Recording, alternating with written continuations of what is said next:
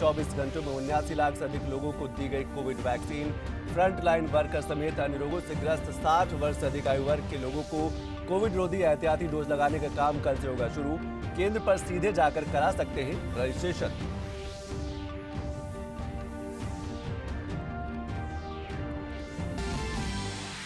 प्रवासी भारतीय दिवस आज। प्रधानमंत्री नरेंद्र मोदी ने प्रवासी भारतीय समुदाय को दी बधाई। कहा, दुनिया भर में अलग अलग पहचान रखने वाला भारतीय समुदाय जुड़ा है अपनी जड़ों से।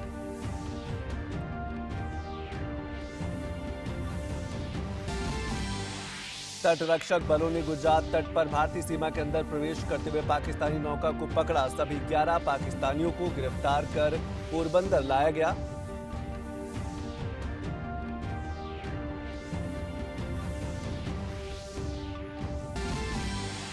उत्तर भारत के कई पहाड़ी राज्यों में कई स्थानों पर हुई बर्फबारी से सामान्य जनजीवन अस्त व्यस्त। ठिठुरन बढ़ी, वहीं मैदानी इलाकों में लगातार हो रही है बारिश। राजधानी दिल्ली की वायु गुणवत्ता में हुआ सुधार।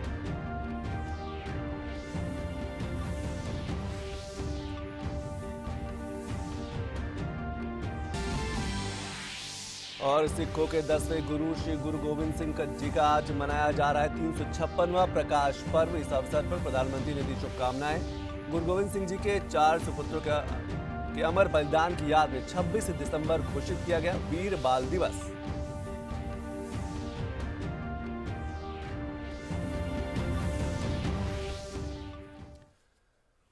नमस्कार, मैं हूं संतोष चौधरी। खबरों पर विस्तार से नजर डाल लेते हैं। देश में कोरोना की तेजी से बढ़ते मामलों के मद्देनजर प्रधानमंत्री नरेंद्र मोदी एक उच्च स्तरीय समीक्षा बैठक कर रहे हैं। वीडियो कॉन्फ्रेंसिंग के जरिए आयोजित इस बैठक में गृह मंत्री अमित शाह, स्वास्थ्य मंत्री मनसुख मांडविया, स्वास्थ्य सचिव सहित बड़ी संख्या में उच्च अधिकारी मौजूद हैं।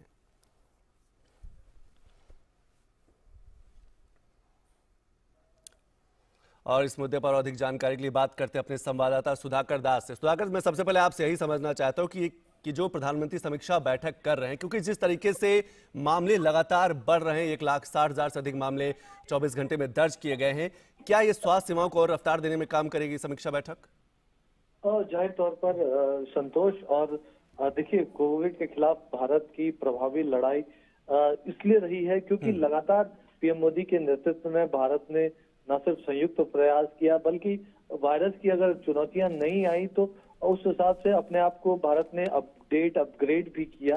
और चाहे स्वास्थ्य सुविधाओं की बात हो, चाहे टेस्टिंग बढ़ाने की बात हो, वैक्सीनेशन अभियान को तेज करने की बात हो, या फिर लोगों की जो एक तरह से भागीदारी इस पूरे अभियान में रही है। और निश्चित तौर पर ये कोई पहली बैठक नहीं है। इससे पहले भी ओमिक्रॉन की समीक्षा के लिए पीएम मोदी बैठक कर चुके हैं। और जाहिर तौर पर आज इस वक्त जब केसेस की संख्या बढ़ रही है तो ये बैठक आप काफी अहम समझ सकते हैं।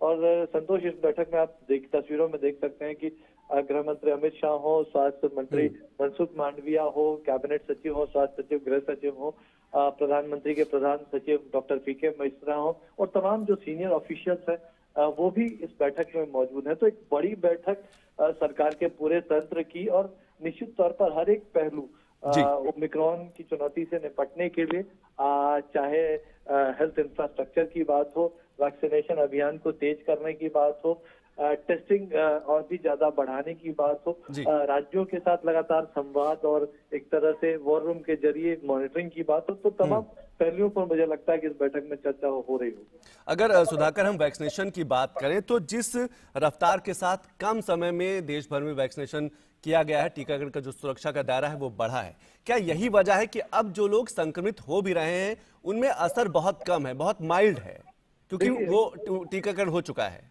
जी देखिए, और ये तो स्वास्थ्य के तमाम विशेषज्ञ इस बात को कह रहे हैं, महसूस कर रहे हैं, और ये परिणामों में भी ये बात सामने आ रहा है कि जिनका भी वैक्सीनेशन हो चुका है तो वो एक प्रभावी तरीके से इस लड़ाई को लड़ पा रहे हैं। या तो सिम्टम नहीं है, या सिम्टम आते भी हैं तो बहुत माइल्ड सिम्टम है। हालांकि ये जो पूरी चुनौती है, पूरी जो सतर्कता, सावधानी, जो साइंटिफिक प्रोटोकॉल है उसका पालन किया जाए, इस एहतियात के साथ ये लड़ाई सरकार लड़ रही है। और सरकार इस हिसाब से उपाय के तो जरूर होम आइसोलेशन में ही इस वक्त ज्यादा लोग ठीक हो जा रहे हैं।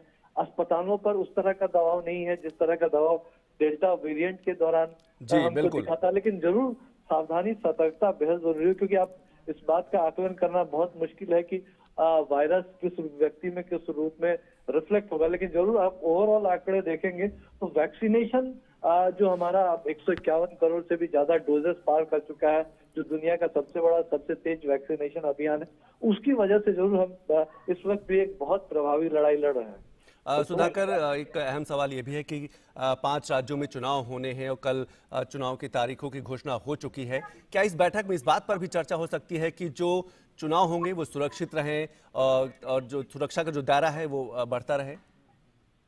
देखिए, चुनाव कराने का संवैधानिक दायित्व चुनाव आयोग का है और कल आपने मुख्य चुनाव आयुक्त को सुना होगा कि 15 तारीख तक के लिए जो बड़ी रैलियां हैं, रोड शो हो, साइकिल शो यात्रा है, इस तरह की चीजों को की मनाही कर दी गई थी और 15 तारीख को समीक्षा करेगा और चुनाव आयोग उसके बाद फिर आगे की रणनीति बनाएगा। और हम पहले भी देख चुके हैं कोविड प्रोटोकॉल के हिसाब से किस तरह से चुनाव हुए हैं और चुनाव आयोग को जो भी मदद की जरूरत होगी, केंद्र सरकार का ये दायित्व है। केंद्र सरकार इस दायित्व को लगातार निभा भी रहा है और चुनाव आयोग का जो निर्देश होगा उस हिसाब से केंद्र कदम उठाएगी। तो निश्चित तौर पर चुनाव को लेकर क्या करना है, तो ये जवाबदेही जिम्मेदारी। अब हमने देखा कि चुनावों के ऐलान से पहले चाहे स्वास्थ्य मंत्रालय हो, चाहे गृह मंत्रालय हो, तमाम चीजों को लेकर चुनाव आयोग ने उनसे परामर्श भी किया था। केंद्र सरकार की तरफ से व्यवस्था को लेकर तमाम सहयोग, खासतौर से कोविड सिचुएशन के हिसाब से, वो लगातार दिया जा रहा है। बिल्कुल बिल्कुल सुधाकर, आप हमारे साथ बने रहिए। कुछ और खबरों पर हम नजर डाल लेते हैं और बात करते हैं कि कोविड और ओमिक्रॉन की दूसरी तरफ देश में फ्रंट लाइन वर्करों को कल से टीकों की एहतियाती खुराक दी जाएगी। फ्रंट लाइन वर्कर टीकाकरण केंद्र पर सीधे जाकर रजिस्ट्रेशन करा सकते हैं। कोविड रोधी वैक्सीन के प्रिकॉशन डोज यानी तीसरे डोज के लिए कोविन पोर्टल पर नए सिरे से पंजीकरण की आवश्यकता अब नहीं होगी। केंद्रीय स्वास्थ्य एवं परिवार कल्याण मंत्रालय ने बताया कि इसके लिए पात्र लोग सीधे एक अपॉइंटमेंट ले सकते हैं या वैक्सीनेशन सेंटर पर जाकर तीसरा डोज लगवा सकते हैं। लाभार्थियों को केवल उसी वैक्सीन की तीसरी खुराक दी जाएगी जिसकी उन्होंने पहली 2 डोज ली है। प्रधानमंत्री मोदी ने 25 दिसंबर 2021 को 15 से 18 साल की उम्र के किशोरों के लिए वैक्सीनेशन की शुरुआत किए जाने के साथ साथ health workers, frontline workers, comorbidities वाले 60 साल से अधिक उम्र के बुजुर्गों के लिए प्रिकॉशन डोज दिए जाने के केंद्र सरकार के फैसले की घोषणा की थी। प्रिकॉशन डोज कल से दी जानी है।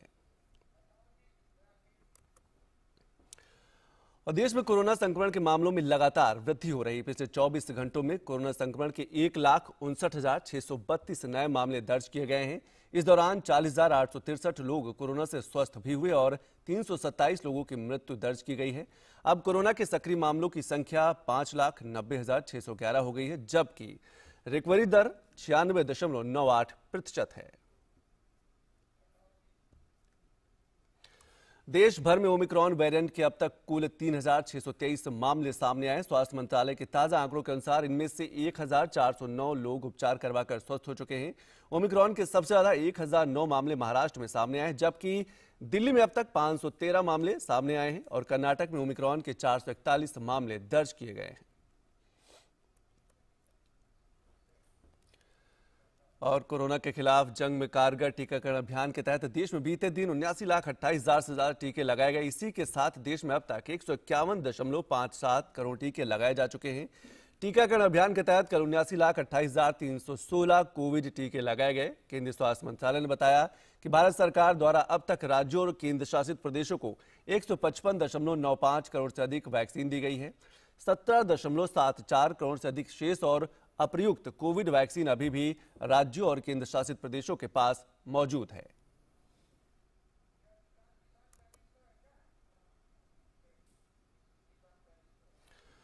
और दिल्ली में वीकेंड कर्फ्यू चल रहा है और जानकारी हमारे संवाददाता विशाल बैष्टो से बात करते हैं। विशाल, अब जो कर्फ्यू लगा हुआ है अभी सप्ताहांत का, क्या देखने को मिल रहा है अभी? देखिए संतोष, एक तो आज संडे है और काफ़ी ठंड भी है और जो ट्रैफिक नॉर्मली देखा जाता था कनॉट प्लेस पर, मैं इस वक्त कनॉट प्लेस पर हूँ, उसका सिर्फ 5% ही देखने को मिल रहा है यहाँ पर। और मैं कैमरामैन से कहूँगा कि पहले आपको दिखा दें कि ट्रैफिक का नज़ारा दिखा दें। ये जो सड़क है पूरी तरह से भरी हुई रहती थी ट्रैफिक से, अब बसेस गुजरती हैं और बसेस भी ज़्यादातर खाली जा रही हैं, ऑटो गुजरते हैं। तो यहाँ पर लोग जो है वीकेंड लॉकडाउन का पालन कर रहे हैं। मेरे दाहिनी तरफ दुकानें हैं, कैमरामैन से कहूँगा कि आपको दिखाएं कि सारी दुकानें बंद हैं, सिर्फ खाने पीने की चीज़ों और दवाइयों जैसी दुकानों को छोड़कर बाकी सब दुकानें बंद हैं। तो जब हम बात करते हैं वीकेंड कर्फ्यू की, तो जाहिर सी बात है कि जिस तेज़ी से ये वायरस फैल रहा है, जितना इन्फेक्शन तेज़ी से फैल रहा है, लोगों में जागरूकता ज़रूर आई है और लोग भी अपनी सेफ्टी और सिक्योरिटी के लिए घर पर हैं और उसमें मौसम भी उनका काफ़ी साथ दे रहा है, क्योंकि मौसम भी इतना ठंडा बना हुआ है कि लोग वैसे भी अपने घरों से बाहर नहीं निकलना चाहेंगे और एहतियातन भी वो अपने घरों से बाहर नहीं निकल रहे हैं। विशाल, कहा भी जा सकता है कि लोगों की सहभागिता ही इस संकट को दूर कर सकती है, चाहे वो सहभागिता हो वैक्सीनेशन को लगवाने में या फिर मास्क लगाने में या सामाजिक दूरी बढ़ाने में। आपको लगता है जन सहभागिता और बढ़ाने की जरूरत, और ये दिख भी रहा है कि लोग कम से कम घरों में हैं, सुरक्षित हैं?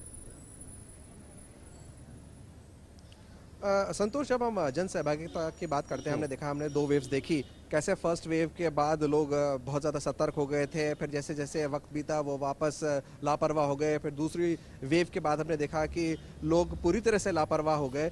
लेकिन मास्क बहुत ज़रूरी है और मास्क भी आपको अच्छा वाला लगाना चाहिए ताकि आपको इन्फेक्शन ना हो, क्योंकि आप अपने आप के अलावा अपने परिवार को और अपने समाज को भी रिस्क पे डालते हैं।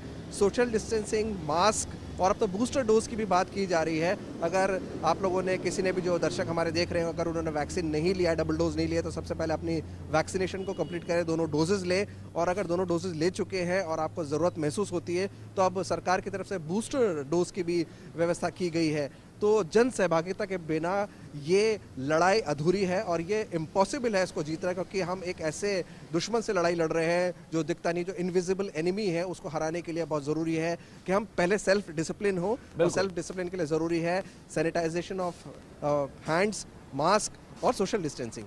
क्या आपको लगता है पाबंदी और बढ़ाने की जरूरत है ताकि ये जो संकट है, कोरोना या ओमिक्रॉन जो वेरिएंट है, इससे बचाव हो सके? संतोष, बहुत अच्छा सवाल किया आपने। मुझे लगता है कि अभी भी फेस्टिव सीज़न गया नहीं है और क्रिसमस और न्यू ईयर सेलिब्रेशन ज़रूर ख़त्म हो गए हैं, लेकिन अभी मकर संक्रांति आने वाली है, उससे पहले लोहड़ी आएगी।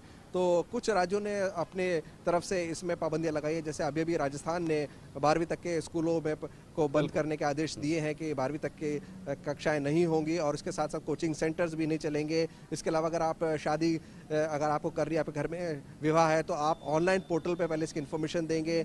अगर किसी का दाह संस्कार करना है तो उसकी भी लिमिट कर दी है, 20 जनों से ज़्यादा वहाँ पर आप सम्मिलित नहीं हो सकते, और अगर आप इसकी वायलेशन करेंगे तो 10,000 रुपये का जुर्माना आपको देना पड़ेगा। लेकिन मैं ये कहूँगा कि ये फाइन अपनी जगह ठीक है, मास्क ना लगाने पर फाइन अपनी जगह ठीक है, लेकिन आप जब तक सेल्फ डिसिप्लिन नहीं होंगे, जब तक आप उसमें अपनी सहभागिता नहीं करेंगे, ये तमाम चीज़ें जो है वो बेकार हो जाएंगी। चाहे कितना ही आप रिस्ट्रिक्शन लगा लें, लेकिन अगर इन एक भी व्यक्ति जो है ढील बरतता है तो पूरी चेन को गड़बड़ा देता है और ये पूरे देश के लिए एक बहुत बड़ा रिस्क हो जाएगा। इसलिए हमें अभी से सतर्क रहना होगा। बिल्कुल सही कहा आपने कि सहभागिता बढ़ाने की जरूरत है, सतर्क रहने की जरूरत है, सावधान रहने की जरूरत है। बहुत बहुत शुक्रिया विशाल इस सभी जानकारी के लिए। तो जब भी आप घर से बाहर निकले, मास्क जरूर लगाएं, सामाजिक दूरी का पालन करें, क्योंकि कोरोना का जो संकट है अभी टला नहीं। और कुछ और खबरों पर नजर डाल लेते हैं और बात करते हैं। देश भर में जारी कोरोना टीकाकरण अभियान के तहत लोगों को वैक्सीन लगाई जा रही है। स्वास्थ्यकर्मी विषम परिस्थितियों में भी इस मुहिम को आगे बढ़ा रहे हैं। हिमाचल प्रदेश में किन्नौर के मूरंग में स्वास्थ्य कर्मियों का यही जज्बा नजर आया है। वो बर्फ के बीच टीकाकरण अभियान में जुटे नजर आए हैं।